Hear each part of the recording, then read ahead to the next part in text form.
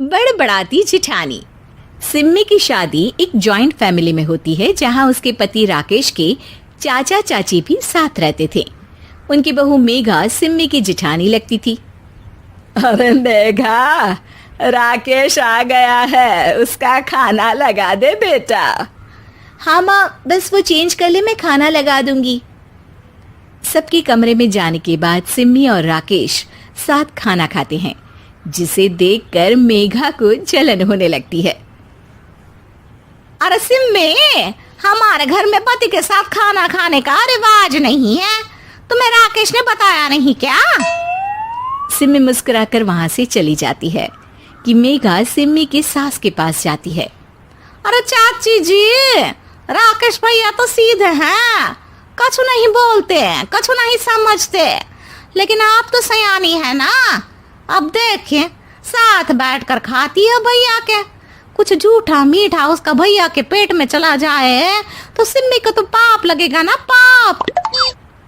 सिम्मी मेघा की बात सुन लेती है लेकिन कुछ नहीं बोलती। अगले दिन, सिम्मी, मैं मुंबई जा रहा हूँ, तुमको चलना है तो साथ चलो। मेघा राकेश की बात सुनती है और सीधे सिम्मी की सास के पास जाती है। अरे चाची, अरे चाची। अरे मेघा, क्या हो गया? बहुत परेशान लग रही है, सब ठीक तो है ना? अरे नहीं ना चाची, कैसा ठीक है?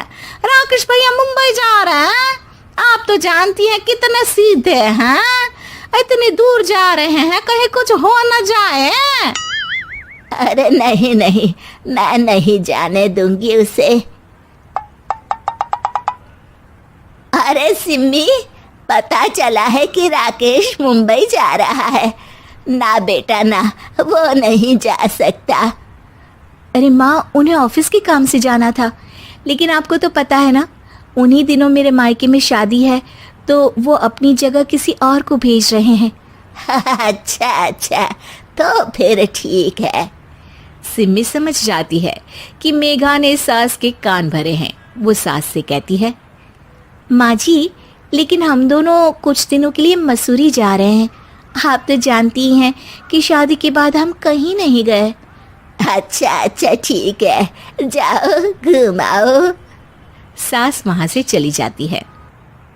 सिम्मी अपने कमरे में कपड़े पैक कर रही होती है कि तभी मेघा आ जाती है। अरे गर्मी में सर्दी के कपड़े काहे पैक कर रही हो? सिम्मी को मेघा पर नाराजगी तो होती है, लेकिन फिर भी वो कुछ नहीं बोलती। दरअसल मैं और राकेश हनीमून के लिए मसूरी जा रहे हैं ना। का हनीमून? हाँ हाँ, हनीमून। क्यों? हनीमून के लिए तो पति पत्नी ही जाते हैं ना, तो मैं और राकेश जा रहे हैं। मेघा भागकर सिम्मी की सास के पास जाती है।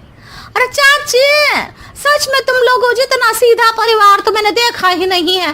अरे अकेले भेजोगे दोनों को?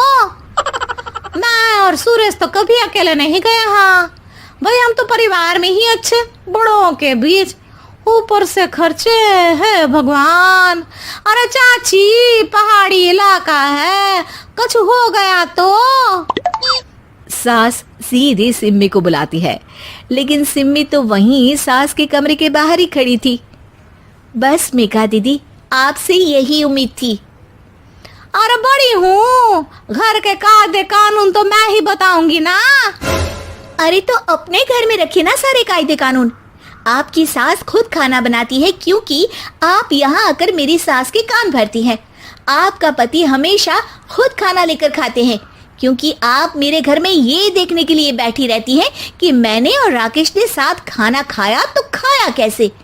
मेघा दीदी, आप अपने घर और घर वालों का ख्याल रखिए।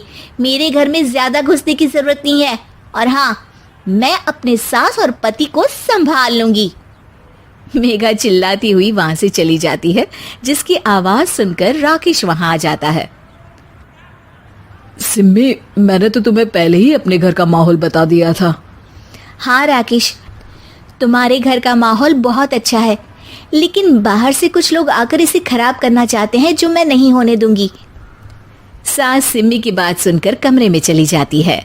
सिमी और राकेश घूमने जाते हैं और जब वापस आते हैं तो दरवाजे में मेघा और उसके पति खड़े होते हैं, वो भी सामान लेकर। अब छोटे मर्यादा तोड़कर घूम रहे हैं तो हम काहे नहीं। अरे भाभी, तो आपको किसने मना किया है?